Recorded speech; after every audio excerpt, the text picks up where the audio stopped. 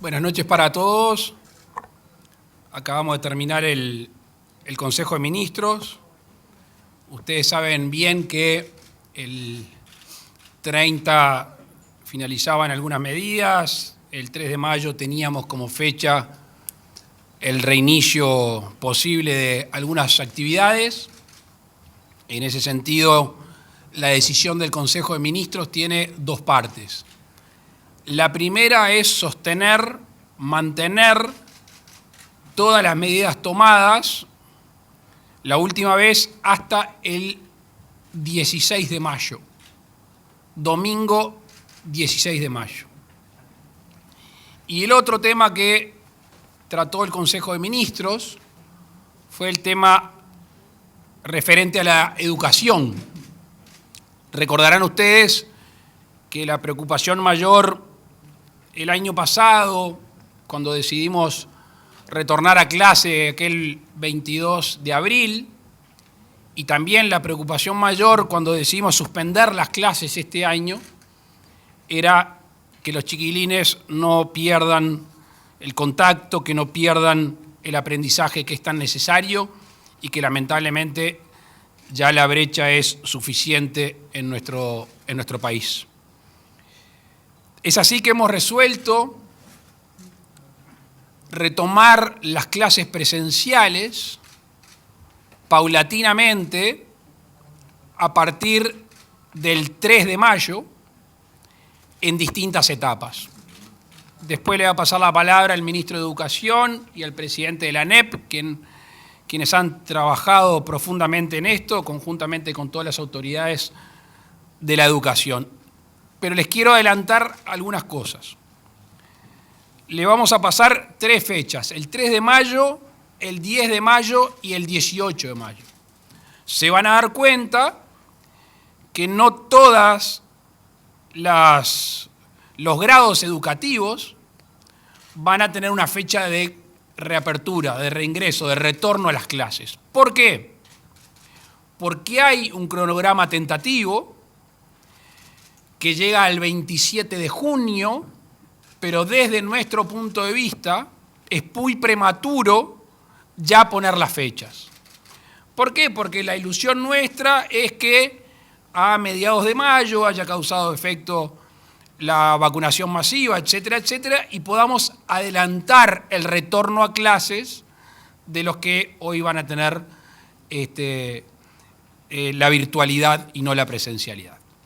Así que si les parece, le voy a dar la palabra al ministro de Educación y Cultura, antes dejándole un mensaje a mucha gente que con razón está preocupada, que es aquellas personas que fueron a la agenda, que quedaron en lista de espera, y a raíz de la información que daba ayer el secretario de la Presidencia de la llegada de 1 millón de dosis de Sinovac, vamos sobre el fin de la semana que viene a esa gente que quedó en lista de espera adjudicarle una fecha de vacunación.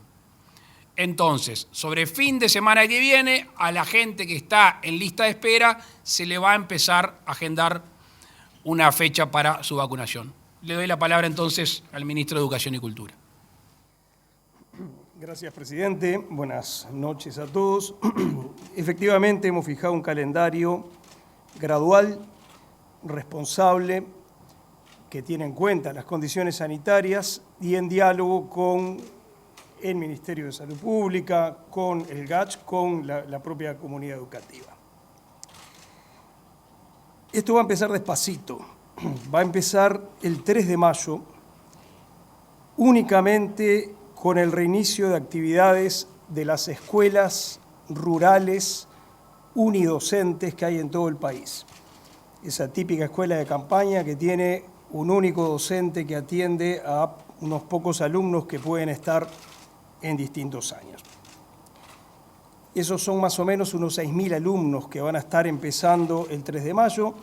Son alumnos que están en una situación de particular desventaja respecto del resto porque son los que tienen menos posibilidades de conectividad y por lo tanto de usar los recursos del Plan Ceibal. Y además son alumnos que están lejos de grandes concentraciones de población, con lo cual es un primer paso seguro que estaríamos dando el 3 de mayo. El segundo paso lo vamos a dar el 10 de mayo, como decía el presidente, y ahí vamos a abrir varias cosas a la vez. Primero, las escuelas rurales de hasta 50 niños, escuelas que no son unidocentes, pero no son las más grandes. Ahí de nuevo hay más o menos unos 6.000 alumnos en todo el país. Eso incluye también a los séptimos, octavos y novenos que existen en muchas escuelas rurales. Además, vamos a abrir lo que se llama el primer ciclo de educación primaria, es decir, primero, segundo y tercero de escuela, en todo el país, excepto Canelones y Montevideo. En Canelones y Montevideo solo vamos a iniciar primero, segundo y tercero de escuela, en las escuelas Aprender, en las escuelas de tiempo completo. No, perdón, ahí me estoy confundiendo. Está muy apurado por abrir, pero está hablando me de encantaría 18. abrir. En el 10 de mayo, además de las escuelas rurales, vamos a abrir todo lo que va de 0 a 5 años. Eso es primera infancia y educación inicial. Entonces, repito, 10 de mayo, escuelas rurales de hasta 50 alumnos y educación pública y privada de 0 a 5 años. Ahí entran, por ejemplo, los centros CAIF, ahí entran los jardines privados, ahí entran los centros de educación inicial dependientes de ANEP. Eso es el 10 de mayo. Ahora sí, el 18 de mayo vamos a abrir todas las otras escuelas rurales, incluyendo las que tienen séptimo, octavo y noveno. Y, repito, 18 de mayo, el primer ciclo de educación primaria, primero, segundo y tercero de escuela, en todo el país, menos Montevideo y Canelones. En Montevideo y Canelones sí vamos a abrir estos 3 grados, primero, segundo y tercero de escuela, pero solo en las escuelas Aprender, en las escuelas de tiempo completo y en las escuelas de tiempo extendido, es decir, aquellas escuelas que atienden a la población más vulnerable. Entonces estamos abriendo progresivamente la educación rural, siguiendo ciertos criterios de seguridad, porque son los que más necesitan, a los más chiquitos, que son los que menos se benefician también de la educación a distancia, porque cuando un alumno es muy chico, el contacto diario con la maestra, la mirada, la cercanía, son muy importantes para que se genere el vínculo pedagógico, y además porque son los chicos que si no pueden ir a un centro educativo, eso genera más problemas en las familias, por ejemplo, en términos laborales. Y en Montevideo estamos privilegiando a los sectores más vulnerables. Estas son las 3 fechas que están definidas: 3 de mayo, 10 de mayo, 18 de mayo. Después, como decía el presidente de la República, tenemos otras fechas, pero de momento nos parece prudente no transmitirlo. Ojalá que el calendario que tengamos se pueda acortar. Iremos viendo, se dan cuenta que tenemos 20 días por delante para repensar estas cosas, y en la medida en que vayamos teniendo claridad acerca de si este calendario va a poder aplicarse tal como lo tenemos pensado, si puede tener modificaciones, vamos a estar comunicando. Robert. Bueno, gracias, presidente. Sin duda es una noticia que nos involucra a todos, como siempre decimos. Hemos trabajado desde la ANEP mucho en este tema, hemos deliberado con el CODICEN, con los subsistemas educativos, somos defensores de la presencialidad, pero una presencialidad segura y responsable. Y en ese sentido, en este momento que se anuncian estas fechas, que quiero precisar una cosa que parece importante, que lo hemos hablado, es a partir de estas fechas que comenzamos la apertura de centros. porque hay escuelas unidocentes en donde la propia administración tiene que dar las garantías vinculadas a la seguridad, a lo sanitario, a que estén los auxiliares, a que las cuestiones de diversa naturaleza que un centro educativo tiene sean atendidas. Entonces, eso es importante. Y lo segundo que es importante, que lo hablamos en el Consejo de Ministros, con todos los intervinientes, y está el ministro Salinas acá, es que la ANEP tiene la potestad de dialogar con la autoridad sanitaria, ya sea la nacional o la departamental, para atender situaciones particulares que puedan existir vinculadas a la pandemia. Cuando nosotros hablamos de interior, hablamos del interior del país, pero obviamente hay situaciones particulares que, como ha pasado, las podremos atender de una forma responsable y segura, como decía. Esto tiene una base, esta vuelta a la presencialidad. Es importante el trabajo mancomunado de todos y en particular de las familias y también de nuestras comunidades educativas, porque este retorno seguro tiene que evitar la aglomeración, tiene que tener varias entradas, varios recreos. Empezamos por algunos niveles educativos, como lo hicimos el año pasado, y hubo una fuerte colaboración de las madres, de los padres, de los docentes. Entonces, en definitiva, eso lo queremos decir. Y también queremos decir una cosa que tuvo en la discusión y estuvo en el análisis: el cuidado socioemocional y el respeto de los derechos de nuestros niños. Nosotros sabemos que los más chicos también tienen esa situación. Ha habido un informe que se ha presentado a nivel nacional ahora y por eso lo pusimos acá, sin perjuicio de atender y priorizar los sectores más vulnerables, como lo dijimos, y los aprendizajes. Hemos tenido información, además, que los primeros grados, el primero, el segundo, el tercero de escuela que está en este calendario, está fuertemente afectado en sus aprendizajes y esta ausencia de presencialidad lo impacta. Por eso esto es una medida de neto corte también social y de atender las necesidades de quienes están padeciendo de mayor manera la situación de falta de presencialidad. Como lo hicimos el año pasado, lo hacemos pero reitero, requiere el esfuerzo mancomunado de todos. Muchas gracias. Gracias, Robert. Capaz que, ministro, ¿cuántos son los alumnos que empezarían en estas 3 fechas en total?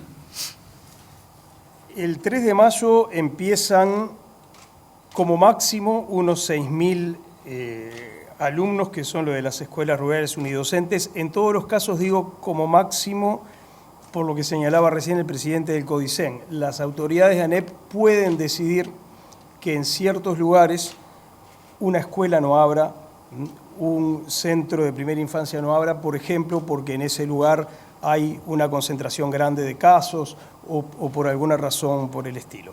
De modo que el máximo que empezarían 3 de mayo serían 6.000 alumnos de escuelas rurales. El 10 de mayo la cifra es del orden de 200.000. Ahí se da un salto importante. Piensen que aquí están las escuelas rurales, los alumnos de ANEP, los CAIF, los jardines privados, pero de nuevo, esto es una cifra máxima, puede regularse por decisiones de ANEP. Y el 18 de mayo se estarían incorporando unos 112.000 alumnos más. Esto es lo que hasta hoy vemos como seguro, como razonable, como alineado con las recomendaciones del GACH y con lo que hemos conversado con el Ministerio de Salud Pública.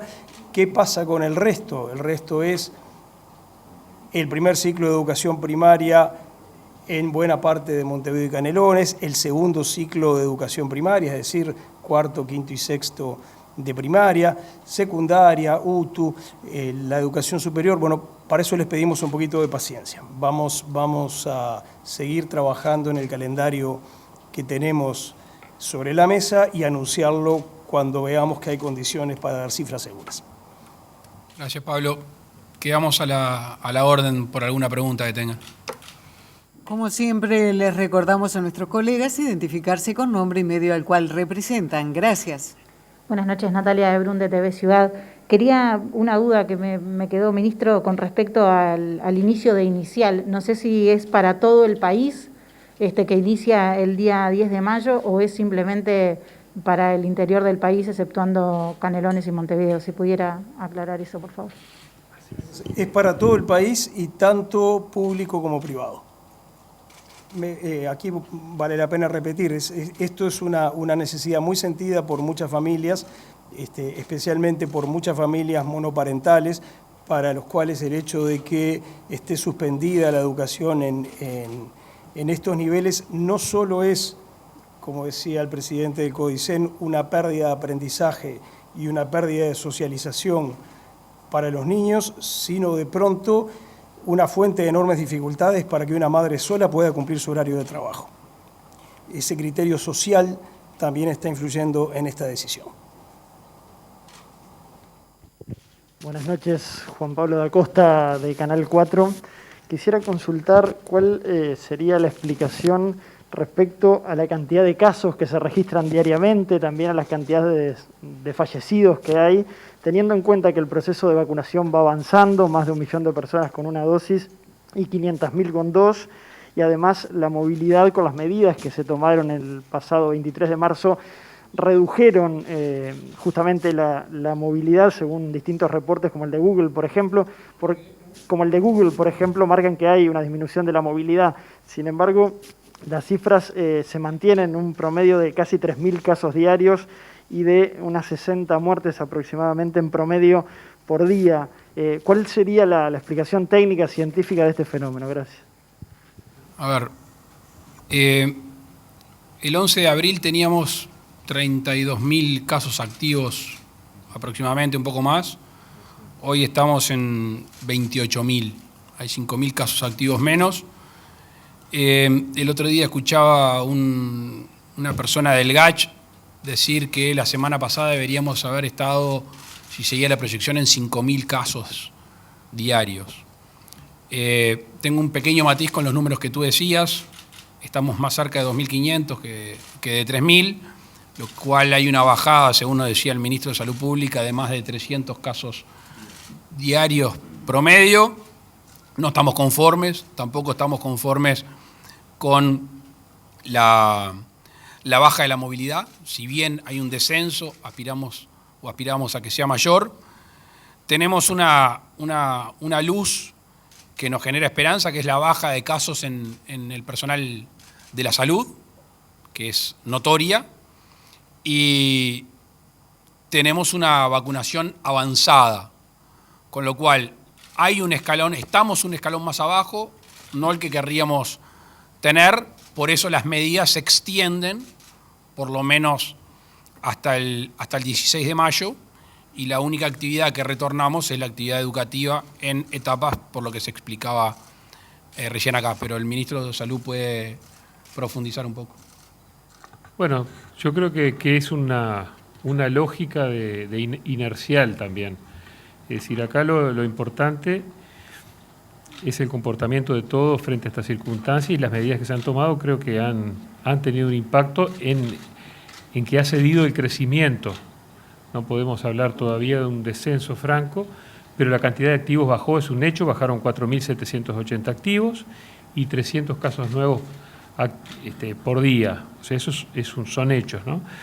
Los fallecidos, ¿qué es lo que pasa? Se alimenta de la cantidad de casos. Tú tenés un aluvión de casos, de 90.000 casos, eso genera un 4% de internación y dentro de ellos un 1% de CTI. Y a su vez, la propia letalidad que tiene el virus, que oscila entre 1,20 y 1,30 en este momento. Entonces, por allí quizás haya algunas explicaciones que tengan que ver con el tipo de virus predominante en el país, que es una variante P1 de Manaos, que se sabe tiene una gran contagiosidad y generó esta primera ola importante en el Uruguay. Antes nos parecía que era la primera ola, pero esta fue la primera ola importante. Y esto generó la cantidad de casos activos, por lo tanto, la cantidad de hospitalizaciones, en consecuencia, un porcentaje de pacientes que pasan a CTI y, lamentablemente, los fallecidos, que son el corolario de esas internaciones, ¿no? En el día de hoy tenemos que lamentar 46 fallecidos y hubieron 2.939 casos nuevos sobre un total de 15.171 test realizados. Y como bien decías tú, En este momento estamos orillando los 600.000 dosis, 600.000 personas con 2 dosis y unas 570.000 personas con una primera dosis. Eso hace casi 1.170.000 personas que ya han alcanzado su inmunización.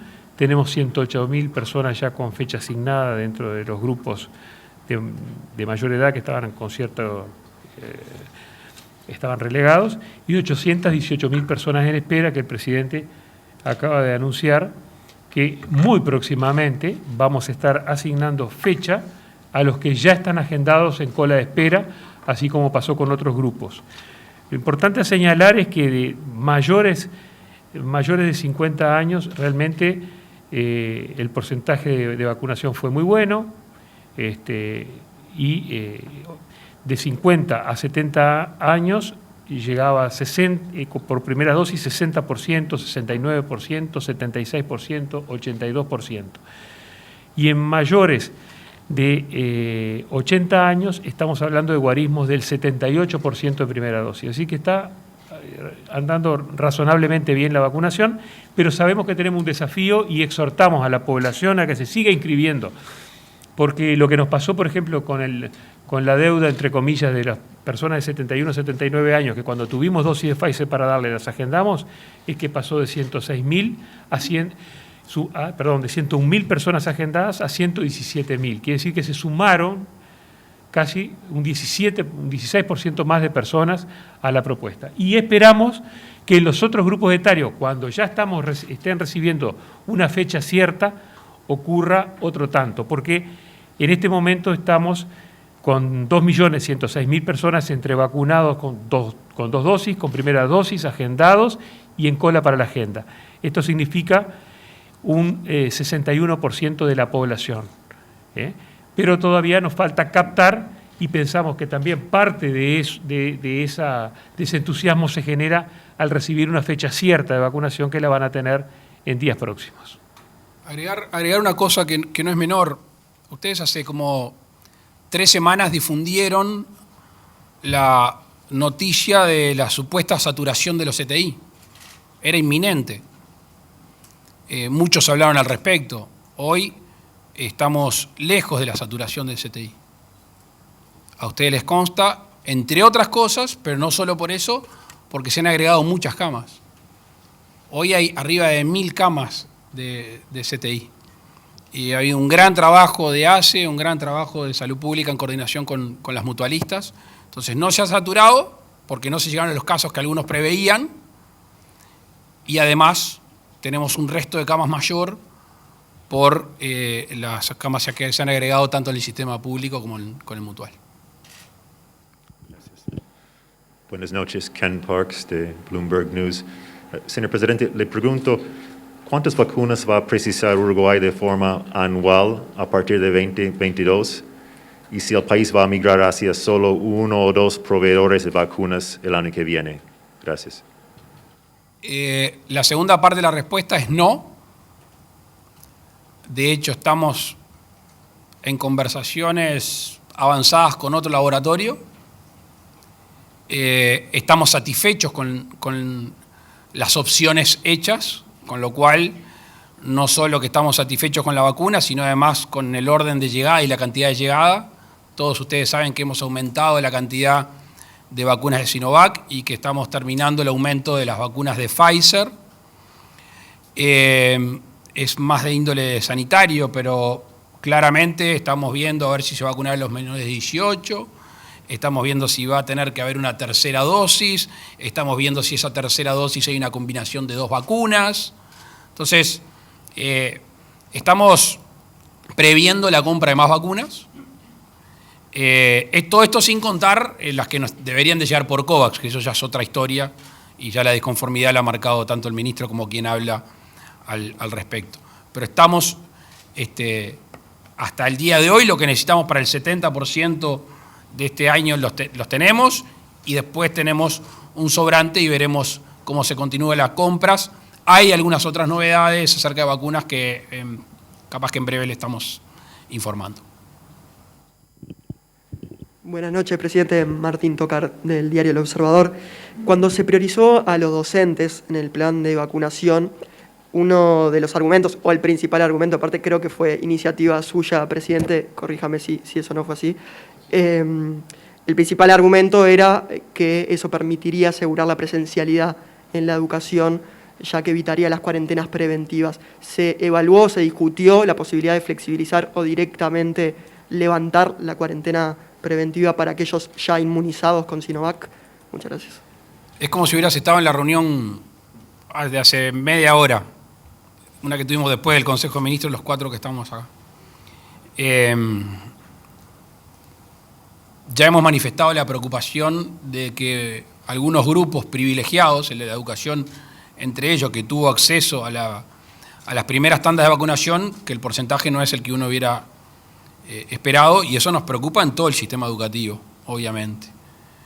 Ya le manifestamos hace un tiempo y después el ministro habló al respecto de la posibilidad de hacer test aleatorios en distintos centros educativos. Estamos terminando de redondear esa idea, sobre todo por la capacidad logística de hacerlo. Con respecto a la segunda parte, ministro. Sí, es decir, ahora el porcentaje de vacunación de personal docente y no docente, el total del personal docente y no docente, que incluye a todo lo que es centros CAI, primaria, secundaria, educación terciaria, y UTU y INAU, está en un 72%. Consideramos que es un buen guarismo, pero podía haber sido del 100% de haber tenido esta posición privilegiada que fue, como bien dijo usted, fue impulsada a instancias del presidente, en el sentido de que no estaba en las prioridades de la OMS. En la OMS estaba interior, defensa y personal sanitario, así que se agregó y se dio esa chance. No obstante ello, no quiere decir eso que esté cerrada la chance de que se inmunice este personal, y los invitamos a que se vacunen, que los maestros y el personal que está en contacto con niños se vacune, tiene lógica, para no contagiarse y para no contagiar, de ida y vuelta. Entonces, allí tiene la oportunidad de agendarse por edad, la agenda está abierta y los invitamos a que lo hagan. Eso es así. Sí. Estamos manejando la posibilidad, estamos analizando dentro de la Dirección General de la Salud y con la División de Medicina Ocupacional distintas alternativas. En lo que primero tenemos redondeado es el sector salud, pero no está terminado el corolario todavía, y vamos a avanzar sobre otros sectores en cuanto a lo que significa tener una inmunidad completa pasados los 15 días de la segunda dosis. O sea que sí está en carpeta, sí se está trabajando en el tema activamente, y cuando se tenga una resolución efectiva se va a dar a conocer. Buenas noches, presidente. El resto de la mesa, Matías Garro, de Radio Universal. Le quería consultar con respecto al plan de vacunación y la cantidad de casos. El plan de vacunación se habla que viene a buen ritmo, pero lo que le quería consultar es si esta cantidad de casos que reporta el SINAE noche a noche no pone en riesgo quizás las metas o el tiempo con el cual se espera alcanzar esa inmunidad de rebaño, por el hecho de que, bueno, las personas que contraen el COVID son personas que deberán esperar un tiempo más para vacunarse. Y también en ese sentido, si me permiten consultarle, si tienen el dato de cuántas personas que hayan adquirido ya una dosis contrajeron el coronavirus. Muchas gracias. Lo que hace, por eso yo al principio decía que si bien ha bajado notoriamente, no estamos conformes, es alargar las metas, obviamente. Entonces, no de la vacunación, porque la vacunación corre otro ritmo, pero sí lo que nos importa, que es que haya menos casos, que haya menos gente en tratamiento intensivo y que haya menos fallecidos, y que se pueda retornar la vida de cada uno. Eso cuando los casos no bajan lo suficientes, obviamente se aplaza, aunque el plan de vacunación está cumpliendo con las metas mejor de lo pensado. La segunda parte, ministro. ¿Sí? No, un tema interesante que tú planteabas ahí. La segunda parte, después voy a pedir que me la repitan la pregunta.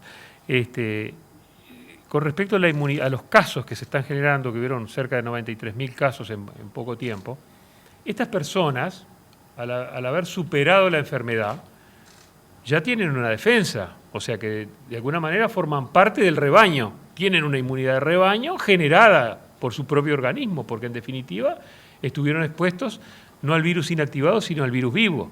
Generaron anticuerpos y generaron lo que se llama la inmunidad celular. Entonces, consideramos que estos son parte de la población. Igualmente, recomendamos vacunar luego de tener un PCR positivo, esa es la fecha que te puede indicar, o un test antigénico, y a partir de ahí 90 días para vacunarse. ¿Por qué no antes? Y bueno, para no generar una reacción hiperinmune en el organismo. Pero sí está recomendado vacunar. Podrá prolongarse, pero si es abril, en julio se están vacunando, y si les toca en mayo, será en agosto. Nosotros tenemos las vacunas aseguradas para toda la población, aun cuando hayan padecido la enfermedad. Y la segunda parte de la pregunta. Si tiene el dato de cuántas personas que hayan adquirido una dosis contrajeron COVID posteriormente. No tenemos ese dato exacto, porque lo que nos interesa a nosotros es sobre todo las personas que tienen COVID luego de la segunda dosis y pasado 15 días, lo cual está siguiendo nuestro Departamento de Evaluación y Vigilancia. Cuando tengamos datos precisos y certeros los vamos a dar a conocer. Y lo vamos a tener por tipo vacuna, además, eventualmente, ¿sí? Eso es lo que se llama el seguimiento de efectividad. Ya no es un tema de eficacia, es un tema de efectividad. Las autoridades reciben las dos últimas consultas. Hola, ¿qué tal? Buenas noches. Nicolás González de BTV Noticias. Presidente, usted acaba de decir en alguna respuesta anterior que no está conforme. Y la pregunta que yo le hago es, ¿no está conforme con la reducción de la movilidad porque no está conforme con el uso de la libertad responsable que usted pregona por parte de la ciudadanía? El lunes usted dijo que no se van a tomar más medidas. Si al 16 de mayo la actualidad, o digamos los datos que tenemos en la actualidad no se modifican demasiado, ¿el gobierno ya descartó tomar nuevas medidas de poder restringir aún más la movilidad o tratar de alguna forma de ajustar alguna tuerca para poder reducir aún más los contagios? Gracias. Insisto, no estamos conformes, pero ha bajado. No estamos conformes con el ritmo. Sí, con la cantidad de casos activos y con los contagios. Con lo cual, a priori no. De hecho, extendimos las medidas que venimos tomando que generaron efecto, surtieron efecto. Discutir que ha surtido efecto me parece que no cabe. Ahora, me quiero parar en algo que algunos han discutido, la libertad responsable. ¿Alguien entiende la vida en sociedad sin libertad responsable? La libertad responsable es algo para hoy, para mañana, con pandemia y sin pandemia. Es la vida misma en sociedad. Entonces, he escuchado ahí, fracasó la libertad responsable. Si fracasa la libertad responsable, fracasa la humanidad. Fracasa la vida en sociedad. Entonces, que no todo el mundo se comporte de esa manera no quiere decir que eso no sea algo vigente en la vida diaria de todos nosotros. Y por eso apelamos. Yo soy el que menos habla de libertad responsable últimamente. Lo que pasa es que a algunos les gustó el concepto para bajarle la caña. Pero, y me parece bastante ilógico, irrisorio decir, ha fracasado la libertad responsable, fracasamos como sociedad. Es grave decir eso. Yo no me atrevería tanto, entre otras cosas, porque confío en mi país y confío en mi gente. No, pensé que lo había contestado, pero si no lo contesté, no.